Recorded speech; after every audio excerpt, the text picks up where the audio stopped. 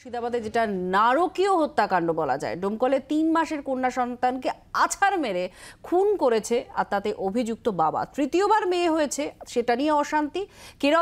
কেরলে কাজ করেন তিনি, আর তারপর বাড়ি ফিরে এসে চরম আক্রোশ আর পরিবারের অভিযোগে পুলিশের জালে এই মুহূর্তে স্বামী স্ত্রী দুজনেই রয়েছেন। সোমা আমাদের সঙ্গে রয়েছেন, আমাদের প্রতিনিধি। সোমা, কি বলা হচ্ছে? অত্যন্ত নারকীয় একটি ঘটনা এবং গায়ে কাঁটা দেয় এই ঘটনায়। সেক্ষেত্রে ঠিক কি আর তথ্য উঠে আসছে যে বাবাই খুন করেছে, এত মারাত্মক একটা ঘটনা ঘটিয়েছে এবং মাকেও পুলিশ নিজেদের হেফাজতে নিয়েছে?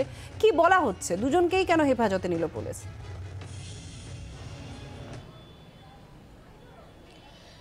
দেখো, ইতিমধ্যেই পুলিশের তরফ থেকে যেটা জানানো হয়েছে যে তার বাবা একজন পরিযায়ী শ্রমিক এবং তিনি কেরলে থাকতেন এবং কয়েকদিন আগেই তিনি বাড়ি ফেরেন এবং বাড়ি ফেরার পর পরিবারের তরফ থেকে যেটা বলা হচ্ছে যে পারিবারিক অশান্তি একেবারে প্রতিদিনের ঘটনা ছিল এবং বাবা মায়ের মধ্যে একটা দাম্পত্য কলহ ছিল এবং এই কলহ যে সদ্য হয়েছে এমনটা নয়।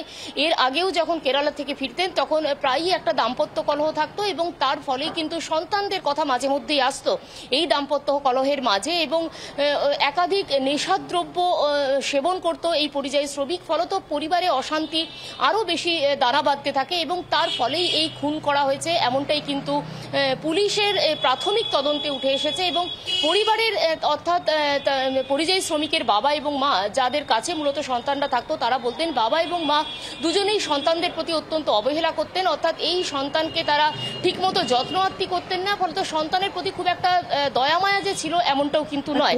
এবং এই পুরো ঘটনাক্রম বা পরিস্থিতি ছিল বাড়িতে, কিছু বলা হচ্ছে এই নিয়ে?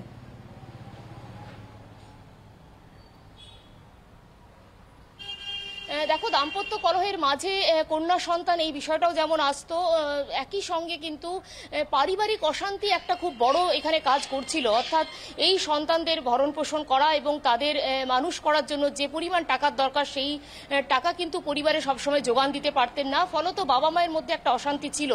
এবং কন্যা সন্তান হওয়াও যেমন একটা কারণ ছিল, একই সঙ্গে সাংসারিক একটা টানাপোড়েন এবং দুজনের সম্পর্কের মধ্যেও একটা টানাপোড়েন ছিল। অর্থাৎ একাধিক বিষয় কিন্তু ইতিমধ্যে পুলিশি জেরায় উঠে আসছে। গোটা ঘটনা এই মুহূর্তে পুলিশ তদন্ত করছে। ইতিমধ্যে দুজনকে জিজ্ঞাসাবাদ করা হচ্ছে, আজকে দুজনকেই আদালতে তোলা হবে এবং দুজনকেই পুলিশ হেফাজতে নিয়ে জিজ্ঞাসাবাদ করতে চায় যে ঠিক কি কারণে 3 বছরের একরত্তি শিশুকে এইভাবে নৃশংসভাবে খুন করতে হলো।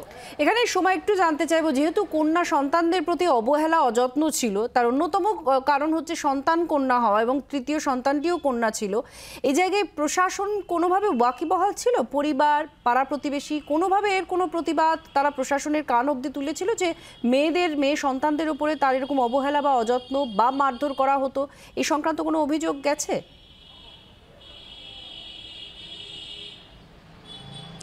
দেখো, এই সংক্রান্ত কিন্তু তেমন কোনো অভিযোগ ছিল না, তার কারণ একেবারেই দুস্থ পরিবার এবং যে দাদু দিদার কাছে তারা মানুষ হচ্ছিল, মা সবসময় কাছে থাকতেন না, বাবা পরিযায়ী শ্রমিক হওয়ার কারণে দূরে থাকতেন, ফলত দাদু ঠাকুমার কাছে মানুষ হচ্ছিল এই দুটি একেবারেই কন্যা সন্তান এবং একেবারে কোলের যে সন্তানটি সেটি বেশিরভাগ সময় তার মায়ের কাছেই থাকতো।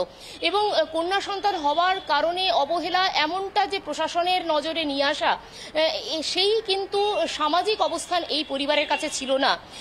এবং এই গতকাল যে মর্মান্তিক ঘটনা ঘটেছে, এটা কিন্তু কার্যত তারা ভাবতেও পারেননি যে এইভাবে একরত্তি শিশুকে তাদের খুন হতে হবে এবং বাবা মায়ের এই দাম্পত্য কলহ এবং এই কলহের মাঝে পড়েই কিন্তু এই সন্তান খুন হয়েছে, এমনটাই কিন্তু পুলিশের এখনো পর্যন্ত তদন্তে উঠে এসেছে।